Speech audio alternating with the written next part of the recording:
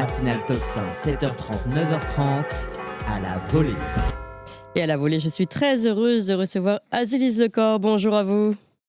Bonjour, Et merci beaucoup de me recevoir. merci à vous d'être avec nous ce matin. Vous êtes journaliste, diplômée de philosophie, rédactrice en chef opinion au JDD et auteur de ce livre L'enfant et l'avenir de l'homme aux éditions Albin Michel. On commence finalement, l'enfant et l'avenir de l'homme par une presque évidence qui doit être rappelée aujourd'hui par un livre finalement. C'est ça qui est assez terrible et c'est d'ailleurs le constat que vous menez dans ce livre avant de faire un plaidoyer pour le retour à la famille. Le constat est assez terrible, les relations sexuelles des Français, et puis on le voit, sondage après sondage sont en berne. Les jeunes ne veulent plus faire d'enfants. Vous parlez de ces labels Ginks, vous parlez du phénomène No Kids. Avant de rentrer justement dans le pourquoi du comment, est-ce que vous pouvez nous dresser de nouveau ce tableau sombre et actuel de notre jeunesse française qui ne souhaite plus enfanter? Oui, alors ce livre, il est justement parti de ce premier constat, c'est-à-dire que chaque année, on a désormais la baisse de la natalité à chaque trimestre. Et puis là, on a appris au mois de novembre, encore une fois, que on faisait moins d'enfants que sous l'occupation allemande. C'est quand même assez significatif. Alors, pardon, Azélise Lecor, pardon, je crois que vous avez un petit problème avec votre micro, peut-être qu'il touche. Voilà, peut-être que c'est les fils qui se touchent. Voilà, si vous pouvez le tenir. Je vais le tenir. Voilà, on va essayer comme ça, et sinon, ce sera peut-être un problème avec les écouteurs. On teste. Allez-y. Est-ce que c'est mieux ainsi? Oui, ça me semble beaucoup mieux. Je vous remercie. Très bien. Alors, et donc ce que je disais, c'est que oui, en effet, chaque trimestre, chaque année maintenant, on a une baisse de la natalité. On a perdu en France 19,8% de natalité depuis 13 ans.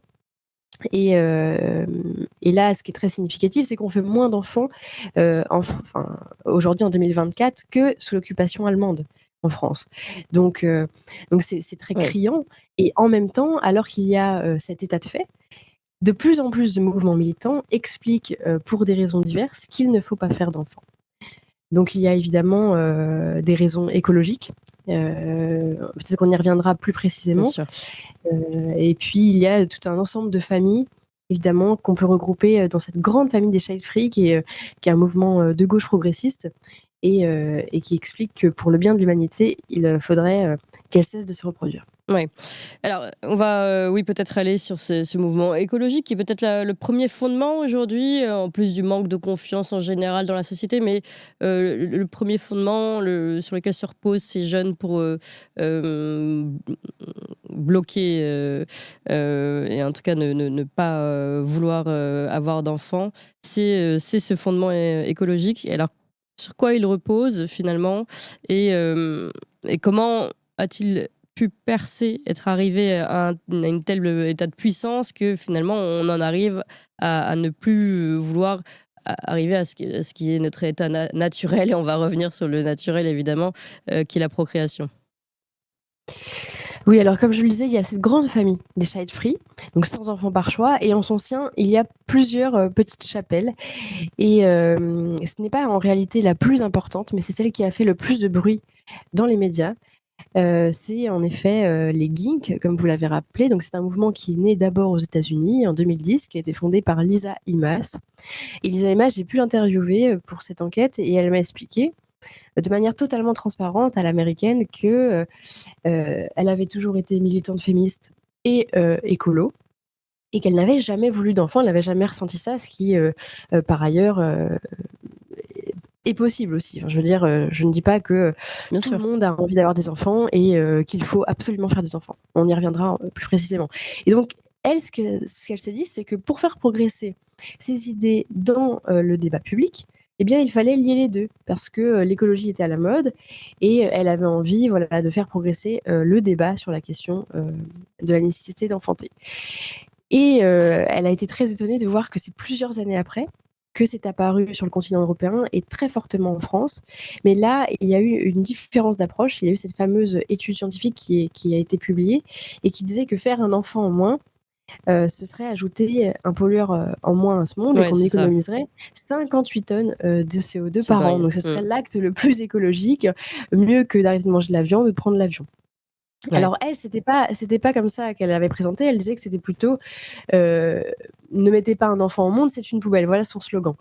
Donc là, on voit bien que ça a changé. C'est l'enfant qui est devenu porteur criminel, puisque c'est lui qui allait rajouter de la pollution à ce monde. Et donc, c'est ainsi que dans tous les médias français, ce thème a explosé. Pour moi, c'est vraiment essentiel et significatif, puisque l'écologie, et moi, je n'y suis pas du tout opposée, je défends une écologie qu'on pourrait appeler intégrale, et qui met l'homme au centre. Donc, c'est-à-dire que la nature, l'environnement doit permettre aussi à l'homme de vivre dans les meilleures conditions possibles, notamment pour sa santé, mais qu'elle ne doit pas viser à faire disparaître l'homme. Oui, mais c'est terrible, hein, le 58 tonnes de CO2 par an que vous vous rappelez, et vous allez un peu plus loin dans votre Les livre. calculs les calculs sont faux, hein, ils ont été totalement démontés.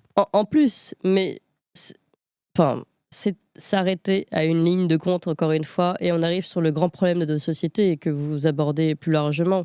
C'est l'excelisation, pour le dire comme ça, avec un tableau Excel, de notre société, où on ne voit tout que par des chiffres. Et là, vous le dites, hein, dans votre livre, vous dites, oui, on compare aux 58 tonnes de CO2 par an, et si on va plus loin dans leur mode de pensée, ce qui épargnerait ce qui est encore mieux que de se passer d'une voiture. Donc voilà, enfant, voiture, on le met sur la même ligne, parce que voiture, c'est 2,4 tonnes de CO2, ou alors, encore mieux que de manger végétarien, qui est 0,8 tonnes de CO2. Mais dans quel monde on vit quand on voit ça? Et évidemment, le problème, et vous le posez, vous le posez dans votre livre, c'est qu'on a perdu les valeurs fondamentales. On n'est plus que dans le matériel, et finalement, on ne se rend pas compte de notre société, de ce qu'on est, de ce qu'est être humain. Et cette recherche, cette réflexion, vous la menez même plus loin que celle de porter un enfant. Vous dites, aujourd'hui, on ne recherche plus le beau. On est dans une France moche. On a perdu l'amour du commun. On a fait naître l'homo economicus, et on a perdu l'homo oicus, le foyer. Est-ce que vous pouvez nous rappeler tout ça? Oui, alors je pense en fait que cela démontre, au-delà des mouvements militants, puisqu'en réalité ils sont peu nombreux à se décrire comme no kids, comme child free, mais beaucoup en fait de ceux que j'ai interrogés au cours de cette enquête m'ont dit qu'ils ne souhaitaient pas d'enfants. Il y avait une véritable peur aussi de l'engagement, en me disant mais vous vous rendez compte, je vais même si je me sépare de mon compagnon, passer toute ma vie quelque part avec lui, puisqu'on sera liés par cet enfant. Donc en fait, ça montre la crise de l'altérité qui existe dans notre société et qui est aussi, à mon sens, une crise de la transmission. Pourquoi on ne veut plus aller vers les autres? Parce qu'on ne sait pas ce qui nous relie à eux, on ne sait pas pourquoi on fait du commun, enfin, d'ailleurs on ne fait plus du commun, on n'est plus une collectivité. Oui, on est un Et donc, amas de groupes. Oui. Voilà, des monades qui vivent pour soi, qui consomment pour essayer de donner un sens à leur existence, en pensant par ailleurs être des personnes particulières, singulières, alors qu'en fait elles ne sont que des photocopies qui consomment de la même manière les mêmes produits. Et qui pour autant ne partagent rien de fondamental qui est nécessaire à l'humanité. Et c'est pour ça que c'est un plaidoyer en faveur du foyer, et c'est pour ça que je parle de l'oikophilie, qui est cet amour du foyer. L'amour du foyer, pourquoi? Parce que le foyer, c'est d'abord le lieu où se transmet ce que les parents ont reçu eux-mêmes en héritage, donc et ils peuvent éduquer leurs enfants donc, en leur transmettant le sens du service, la politesse, les lois, l'enracinement. Et cet enracinement, il permet aussi d'habiter le pays dans lequel on vit, de faire nation. Et évidemment, d'un point de vue écologique, puisque c'était l'argument de départ de ces militants, il permet aussi de prendre conscience de notre action sur Terre, et donc de ne pas vivre simplement pour soi, mais aussi de se rappeler qu'on vit avec nos congénères, si j'ose dire. Et donc voilà, ça me semble essentiel à rappeler, mais c'est vrai que dans un monde où la crise de la transmission se trouve à toutes les échelles, à commencer par l'école, il semble compliqué, mais je ne suis pas défaitiste, de poursuivre cette aventure humaine.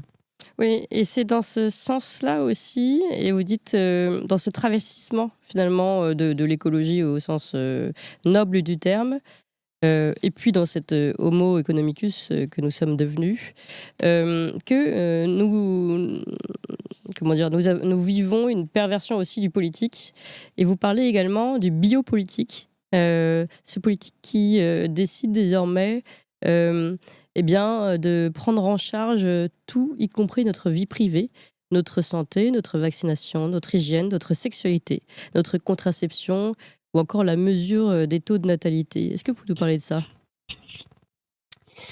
Alors, en fait, ce que je dis, c'est aussi qu'il faut être responsable parce que beaucoup des personnes que j'ai rencontrées, et quand on regarde les études, cela résonne totalement, en fait, expliquent qu'elles ont une crainte pour l'avenir et donc elles ne préfèrent pas mettre un enfant au monde ou alors un seul pour espérer tout miser sur lui pour qu'il y ait une possibilité d'insertion sociale et que l'État puisse le prendre en charge si un jour ils ont un pépin. Et en même temps, ils se disent que dans les années futures, l'État ne sera plus en capacité de les prendre en charge. Donc on voit que cette crainte s'accélère. Mais il y a toujours cette idée que non seulement la solidarité, puisqu'elle n'est plus instituée dans le cercle familial, doit être prise en charge à la tête de l'État. Et c'est d'ailleurs ce que fait l'État. Et donc il y a cette problématique, à mon sens, qui est assez fondamentale, c'est-à-dire de toujours faire reposer sa responsabilité sur quelqu'un d'autre et ne jamais admettre qu'on est responsable de soi et des siens, et ne plus vouloir l'être. Et donc, c'est en cela que je reprends en effet le terme de biopolitique, c'est-à-dire que dans l'expérience de la parentalité, c'est la responsabilité par essence. Et le nouveau-né, quand il naît, quand on voit son visage, en fait, c'est un cri qu'il nous lance et il nous dit « Prenez soin de moi », parce que fondamentalement, on peut le laisser mourir. Si on ne prend pas soin de lui, il ne va pas vivre très longtemps. Et donc, je pense que c'est ça qui est vertigineux pour beaucoup de jeunes gens aujourd'hui, de la génération Y et Z, c'est de se dire je vais devenir responsable alors qu'on reste une sorte d'adolescent, qu'on ne devient jamais des adultes. La parentalité, c'est ce qui nous fait devenir adultes et en même temps nous permet de retrouver aussi notre esprit d'enfance. C'est intéressant aussi, c'est que hier encore, on parlait de ce rapport qui promouvait la transition de genre accompagnée par la sécurité sociale et qui, si des parents s'y opposaient, mettrait un frein à l'autorité parentale. En fait, on voit que c'est tout un mouvement global, encore une fois, qui attaque cette autorité parentale ou qui attaque cette responsabilité parentale. Et on le voit d'ailleurs régulièrement pour d'autres questions, des parents qui sont séparés de leurs enfants parce que ils ont décidé d'accoucher chez eux, etc. Enfin, même l'école obligatoire si jeune, tant l'école libre rendue difficile, voire compliquée, l'école à la maison, toutes ces choses-là où on se dit l'État, alors que, on le rappelle, les jeunes ne font plus d'enfants et que la société en souffre tout entière, même pour des raisons économiques pour le coup, eh bien, on continue de mettre un frein à cette responsabilité dans tous les domaines, et notamment dans celui de l'éducation, mais pas que. Oui, absolument. En fait, il y a, comme on le disait, au cœur de cela, la question du corps et comment est-ce que notre corps peut véritablement nous appartenir aussi. Et je crois que il y a globalement un rejet du donné naturel, de la loi naturelle. Donc on ne supporte pas aussi finalement de dire qu'une femme peut être une femme épanouie parce qu'elle porte la vie. Il y a absolument ce rejet-là. Quand on parle d'homo economicus, on parle évidemment de la femme aussi, on a voulu faire de la femme un homme. Et ça me semble terrible de voir que ce qui a constitué le cœur de nombre de mouvements féministes, c'était de vouloir créer l'émancipation de la femme uniquement au travers de l'aspect économique et financier. Gens, vous ne dépendrez pas d'un homme et surtout, ne faites pas d'enfants parce que vous allez avoir une carrière hachée et que ce sera un fardeau que vous porterez toute votre vie. Donc se pose évidemment la question de ce rétablissement de la loi naturelle et du rapport qu'on peut avoir au corps et particulièrement au corps féminin, notamment pour les femmes qui travaillent dans le monde de l'entreprise. Alors ça, c'est une véritable question. D'ailleurs, vous n'apportez pas forcément une réponse toute faite à cette question de la place de l'homme, de la femme, pardon, je vais y arriver, la place de la femme qui souhaiterait justement réinvestir ce champ familial de mère de famille, tout en aujourd'hui ne remettant pas forcément en question toutes les, on appelle ça progrès ou pas, mais toutes les avancées sociales qui font qu'une femme peut facilement aller travailler, etc. Et finalement, vous le dites dans votre livre, il faut redorer la place, honorer la femme au foyer, mais sans critiquer évidemment celle qui travaille. Mais comment reconstruire en tout cas cet équilibre quand on sait aujourd'hui le train comment dire, d'urgence, de la course que vivent ces femmes qui travaillent et qui gardent leurs enfants. Oui, et c'est une question essentielle. Je dis en effet qu'il n'y a pas de loi générale parce que moi je travaille, j'ai des enfants et je suis heureuse de travailler. En revanche, c'était évidemment très difficile les premiers mois quand on nous demande de reprendre pour nos deux premiers enfants à 2 mois et demi. Mm. Une femme, il faut le dire, n'est pas cicatrisée. Une femme, quand elle allait, n'est pas forcément en capacité voilà, de se mettre à la tâche, disons. Et surtout, les enfants aussi ont besoin. Et ça, c'est quelque chose qui est presque tabou et parce que c'est culpabilisant. Mais oui, un enfant a besoin de sa mère. Aujourd'hui, les conditions sociales ne le permettent pas. Et c'est terrible. Donc se pose la question, évidemment, de la possibilité d'allonger le congé maternité dès le premier enfant. Et puis ensuite, je pense d'adapter aussi ces possibilités de travail pour les femmes à des mi-temps, à des tiers-temps. Euh, et alors là, c'est la grande question très d'actualité, la question du congé parental. Qu'est-ce qu'on en fait? Il a Mm. été dévalorisé. Toutes les associations familiales, la Cour des comptes encore cette semaine a dit il faut le revaloriser. Alors la Cour des comptes, c'est pour des raisons économiques parce que l'État ne met pas en place suffisamment de crèches publiques. Et donc ça reviendrait finalement moins cher de laisser les parents à la maison avec les enfants. Mais fondamentalement, c'est une bonne chose puisque c'est d'ailleurs ce que disent les experts. Boris Cyrulnik, c'est la grande étude qu'ils avaient menée pendant le premier quinquennat d'Emmanuel Macron, expliquait que l'enfant devait rester les 1000 premiers jours de sa vie avec ses parents et a fortiori sa mère. Et qu'est-ce qu'Emmanuel Macron a proposé lorsqu'il a parlé du réarmement démographique? Un nouveau congé parental, sauf que ce congé parental serait réduit non pas, il serait plus de 3 à 2 ans, mais il serait de 6 mois pour le père et 6 mois pour la mère. Mm. Donc on voit bien que ce n'est pas que les choses ne vont pas dans le bon sens et que ça ne favorise pas aussi cette confiance pour les jeunes parents de trouver cet équilibre et d'autant plus donc pour les femmes qui savent qu'elles vont tout devoir mener de front et qu'elles ne seront pas évidemment ménagées au retour au travail. Ouais. Est-ce que le problème aussi, on dit qu'il faut un village pour éduquer un enfant. Est-ce que le problème aussi, c'est pas la disparition de ce village? Je m'explique. Vous avez parlé de la disparition de la première cellule politique, d'une certaine façon, donc le foyer, mais qui est intégrée elle-même dans d'autres cellules, que ce soit justement ce village, cette communauté de voisins avec lesquels nous vivons, et puis plus largement, on élargit les frontières jusqu'à la frontière de notre pays. Mais comme aujourd'hui, toutes les frontières sont abolies, est-ce que c'est pas aussi ça, la difficulté que rencontrent les parents aujourd'hui qui n'ont plus on va dire cette communauté de protection qui est censée se mettre en place autour de son enfant? Oui, tout à l'heure, je disais que la solidarité était aujourd'hui instituée à la tête de l'État. Et donc, finalement, ça a permis de saper aussi cette solidarité qui pouvait exister d'abord dans le cercle familial et puis plus largement dans ce qu'on appelait le village. Mais dans un monde où la mobilité est non seulement sacro-sainte, mais en plus nécessaire si on veut trouver du travail, si on veut être un agent économique à part entière, on ne peut plus enfin, rares sont ceux qui peuvent rester dans leur village. Donc, on doit aller déjà en ville. Ensuite, on doit aller certainement à Paris. Ça dépend de ce qu'on fait. Mmh. Et donc, on voit bien qu'on sape tous les cercles Oui. qui permettent cette solidarité.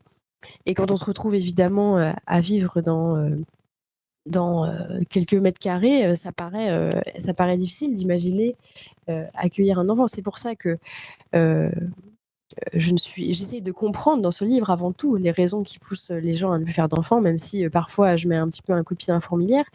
Mais je pense que ça, c'est essentiel. Et, et ça participe aussi à une forme de déracinement, évidemment. Bien sûr. C'est une mobilité économique forcée et donc qui empêche aussi les individus de se sentir appartenir à un lieu. Ouais.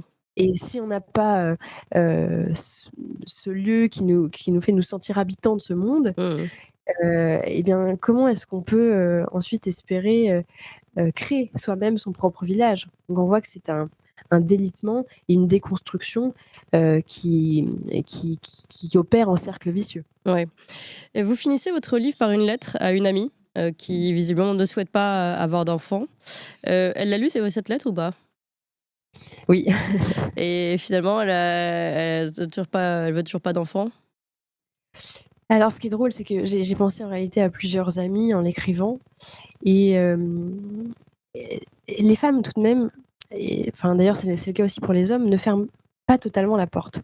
Ils se laissent la possibilité. Alors parfois, ils n'ont jamais fermé la porte, mais la vie est passée et ils n'ont pas eu d'enfant. Là, c'est pour ça que j'ai essayé d'être, non pas dure, mais ferme dans cette lettre pour lui dire: «Il faut savoir ce que tu veux maintenant», et de lui dire peut-être à côté de quoi elle passait. Mmh. Et cette amie, je sais qu'elle a peur. Elle a très peur de s'engager finalement, c'est ça. Elle a peur de s'engager, elle a peur de devoir être responsable, elle a peur, de ne pas être une bonne mère, elle a peur que son enfant, soit un harceleur ou se fasse harceler et j'essaye de lui dire: «N'aie pas peur d'avoir peur, c'est normal en fait, parce que cet enfant», c'est ça qui est très beau tout de même chez toutes les femmes à qui j'ai pu parler, cet enfant qu'elles n'ont pas, elles le projettent et elles l'aiment déjà. Mais oui. Et si vous êtes déjà dans cette capacité-là, c'est qu'en fait, alors on n'est jamais des bons parents, on est toujours des parents insuffisants, mais ça veut dire que tu feras de ton mieux pour l'élever et tu verras les craintes que tu as, qui sont des craintes tournées vers toi-même, des craintes narcissiques, eh bien tu les auras pour quelqu'un d'autre que pour toi et ça donnera véritablement sens à ta vie. Bah, c'est un beau message justement à faire passer et on tenait, Aziz Le Corps, à vous recevoir, juste avant Noël aussi. Un message évidemment, hein, Noël, le la crèche et il est bon aussi de se rappeler, des fondamentaux. Est-ce que, justement ce message, chrétien aussi, vous vous en servez, dans votre réflexion? Cette image, de Marie et Joseph, penchés sur, le petit Jésus. Oui, bien sûr, cette capacité évidemment, dans le christianisme, alors c'est aussi Hannah Arendt qui le dit, Hannah Arendt, juive qui n'a pas eu d'enfant, qui comprend un jour, en voyage à Munich, en écoutant, l'oratorio de Handel, le Messie, ce qu'est le christianisme et ce qu'il vient annoncer, c'est-à-dire ce miracle qui sauve le monde. L'enfant Jésus, qui naît, dans une mangeoire, dans le plus total dénuement, dans les bras de ses parents qui se sont abandonnés, justement en acceptant quand même cette aventure, particulière et hem et qui vient nous dire finalement que au travers de ce miracle, de cette naissance, nous-mêmes, nous renaissons perpétuellement dans la naissance et ça, c'est, je trouve, le message essentiel, c'est-à-dire que chaque naissance est une renaissance. C'est ce que vit un parent quand il accueille son enfant. Sa vie prend un sens différent, il la relie à l'aune de cette existence nouvelle et c'est comme si cet enfant, qui arrive avec son visage, qu'on ne connaissait pas, qu'on ignorait, devient est à la fois un inconnu qu'on apprend, qu'on apprivoise et puis en même temps on a l'impression qu'il avait toujours été là de toute éternité et Mmh. ça, c'est aussi ce que dit saint Augustin, c'est aussi le message chrétien. Merci beaucoup Azélise Lecor. Je rappelle votre livre, d'ailleurs beaucoup me redemandent dans les références, L'enfant et l'avenir de l'homme chez Albin Michel. Azélise Lecor, et je le disais justement, ce livre que nous tenions à recevoir et mettre en avant juste avant Noël. Merci encore Azélise Lecor. Merci à vous tous.